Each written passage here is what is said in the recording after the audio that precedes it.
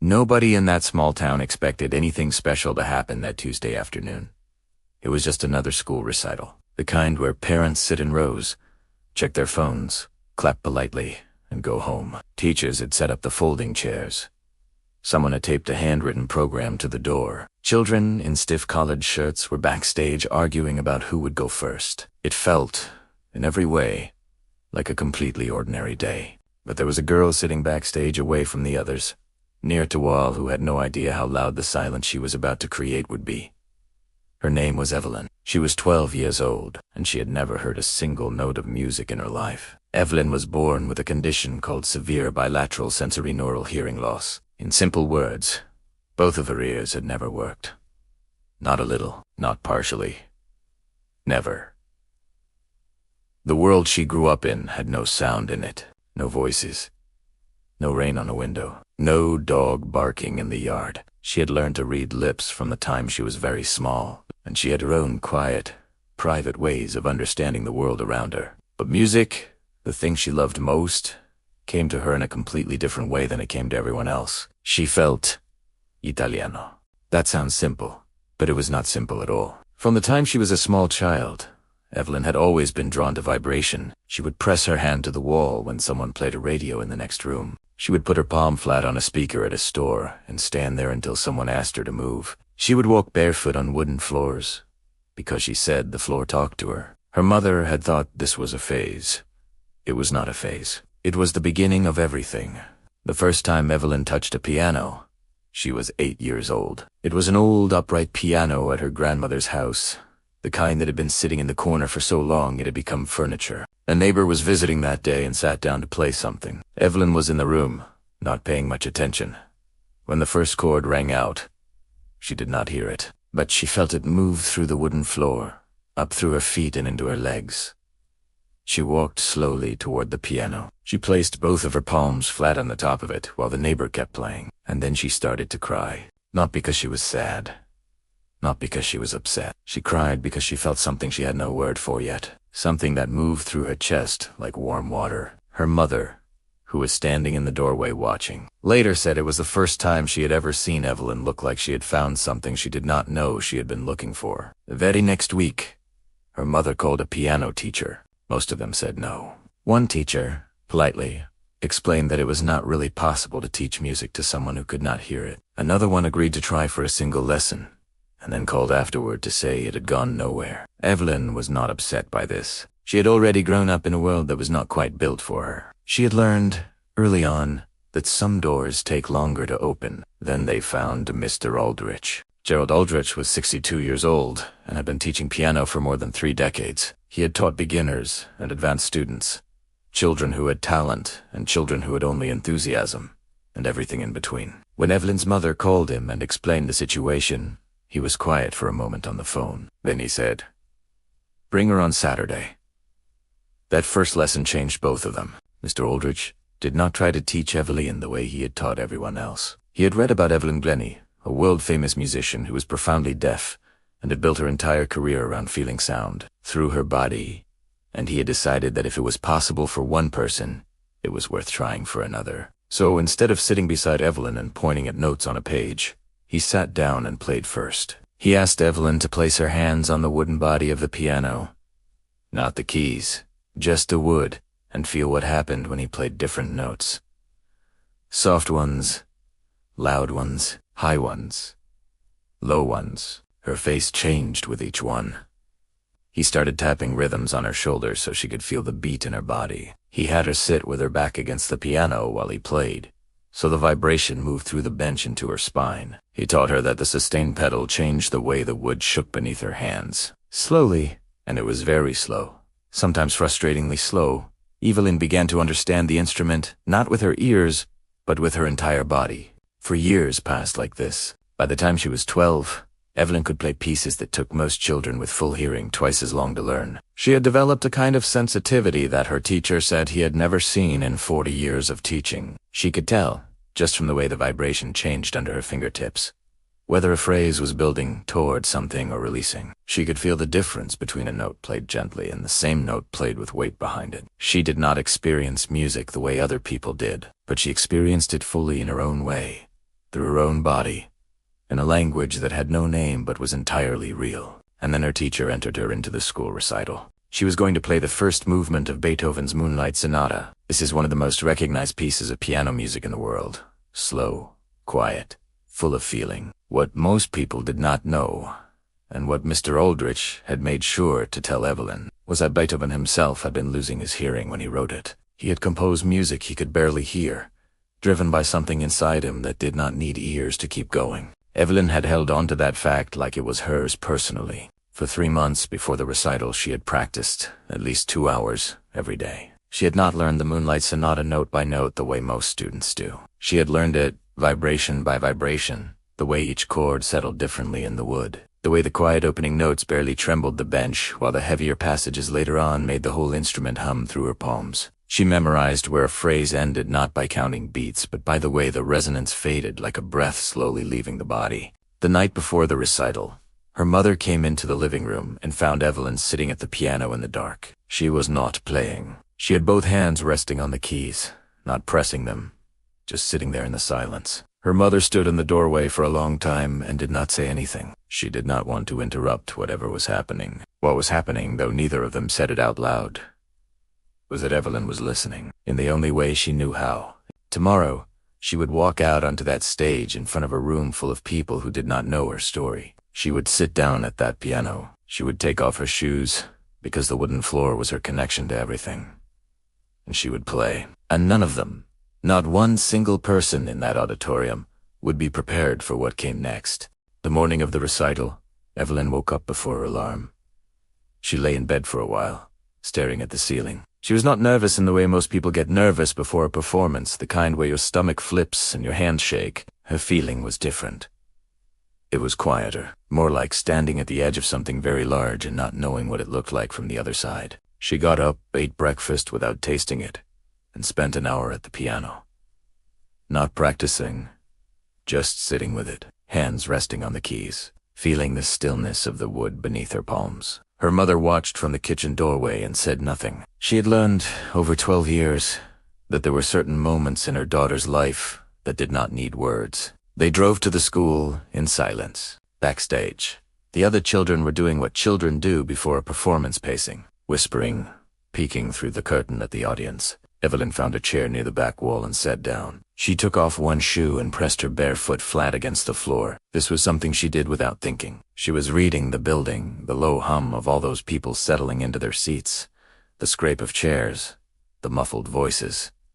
She could not hear any of it, but she could feel it, a kind of trembling in the floor that told her the room was full and alive. At some point, teacher touched her on the shoulder and held up 5 fingers. 5 minutes. Evelyn nodded. She put her shoe back on. She folded her hands in her lap and sat very still. Out in the auditorium, the parents were doing what parents do at school recitals. Some were recording on their phones. Some were talking quietly to the person beside them. A few had already started to drift, staring at the program, glancing at the clock on the wall. It had been a long afternoon. There had already been 11 performances. There were still several more to go. The kind of low, comfortable restlessness had settled into the room that comes when people are not expecting anything to surprise them. When Evelyn's name was announced, a woman in the 4th row leaned over to her husband and whispered something. He nodded. A few rows back, a group of younger kids were still fidgeting. One of them had been quietly tearing the corner off his program for the past 20 minutes. Nobody in that room, not one person, was sitting forward in their chair. Then Evelyn walked out. She walked the way she always walked, slowly, deliberately, each step placed with care. Some people later said they noticed this right away, that there was something different about the way she moved. Not nervous, not performing, just present. She reached the piano bench and adjusted it, a small, quiet adjustment, just a few inches. And then she did something nobody in the room expected. She reached down and took off both of her shoes. She set them neatly to the side.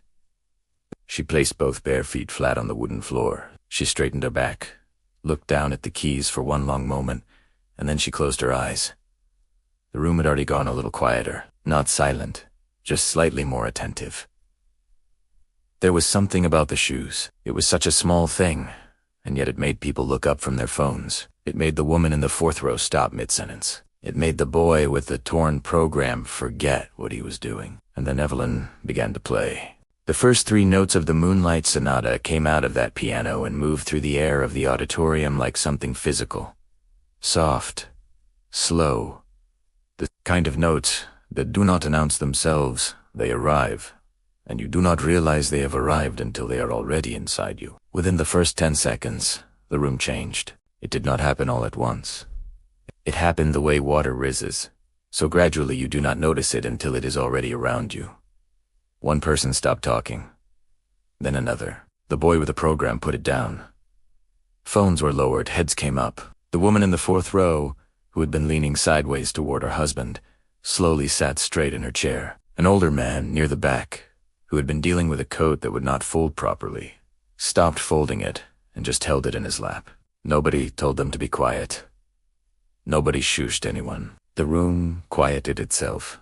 The music was not loud. It never became loud. The Moonlight Sonata's first movement is almost entirely soft. It builds a little. It breathes. It lets the quiet in between the notes carry as much weight as the notes themselves. And Evelyn played it the way someone plays something they have carried inside their body for a very long time. There was no performance in it. No look at me. No trying. She sat at that piano the way you sit in a place you feel completely safe, and she played. Her face was the thing people remembered most afterward. Her eyes stayed closed the whole time. Her jaw was slightly open. Her head moved in very small, almost invisible ways.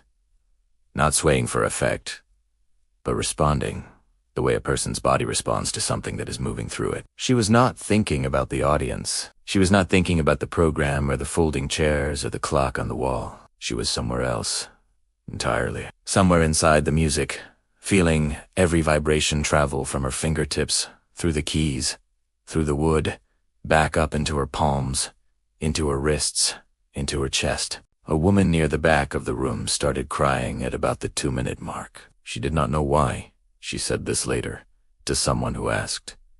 She said she had not expected to cry. She had not been thinking about anything sad. Something had just moved through her, the same way something had moved through that small girl at the piano when she was 8 years old, with her hands pressed to her grandmother's piano. Some feeling with no name. There was a moment, near the end of the piece, a passage where the notes softened even further, almost like they were running out of air, where a baby in the second row, who had been making small, fussy sounds for the past few minutes, went completely quiet. The mother looked down at her child in surprise. The baby was just still, staring toward the stage with wide...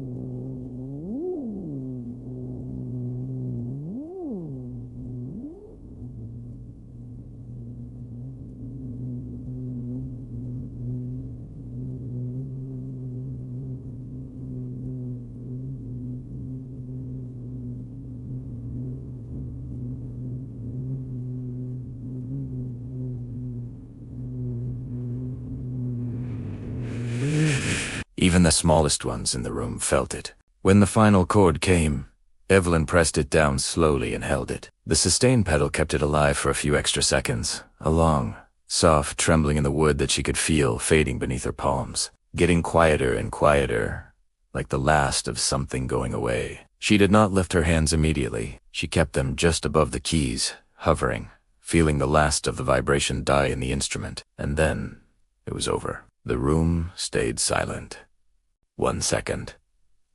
2 seconds. 3 full seconds of complete, unplanned silence in an auditorium full of people, which, if you have ever been in a room full of people, you know does not happen by accident. That kind of silence only comes when everyone in the room has been taken somewhere they did not expect to go, and they need just a moment before they can come back. Then the applause started, and it was the kind that comes from the chest before it reaches the hands. Backstage, Mr. Aldrich was waiting for her. He had watched from the wings, standing very still with his arms folded. When she came off the stage, he looked at her for a moment, and then signed to her their private shorthand they had built together over 4 years. He asked, "How did it feel?" She thought about it for a moment. Then she signed back. "Like it came out of my feet." Someone in the audience that day had been recording on their phone, not professionally, just holding it up the way people do when something makes them feel like they want to keep it. The video was a little shaky. The sound was not perfect, but a few weeks later, it found its way online, and then it kept going. Millions of people watched it, people who had never thought about deafness, or music, or what it means to love something you cannot fully access in the way everyone else can. The comments that came in were from everywhere. Deaf musicians who said they finally felt seen, parents of deaf children who said they showed it to their kids, teachers who said they shared it with their classes, and then there were the others. The ones who just said, "I don't know why I cried watching this, I just did." Those might have been the most honest ones of all. Because what Evelyn did that afternoon in that small-town auditorium was not just play a piano piece. She showed an entire room full of strangers that feeling something deeply, truly feeling it, does not require anything other than being fully present in your own body, in your own way, with whatever you have been given. She could not hear a single note she played, and yet the music she made was the most human thing in the room.